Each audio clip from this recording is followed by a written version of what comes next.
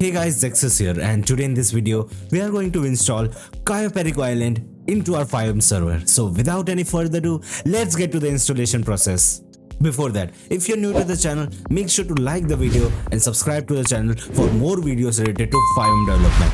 This is our GitHub page of our Cayo Perico Island. I'll be providing the link in the description below. You just need to click on code and download the file.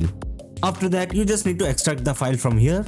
After that, you just need to open your file and open this file too. And you have to copy this Cayo Island from here and paste it to your FiveM resource folder. You just need to go to Files, Resources and paste it to any folder you want. I will be pasting my file over here just like this. And now let's start our server. Okay, we are in our server now. Now we just need to open our map and scroll down over here. As you can see, there are some blip over here. You just need to teleport yourself over here. As you can see, we are in the Cayo Perico Island. The map wasn't visible when we here because we didn't install the Atlas map. And we can see there's a plane crashed over here. And guys, this is the area where we do parties and all. And this is the mansion and the house of this map. So as you can see in the map over here.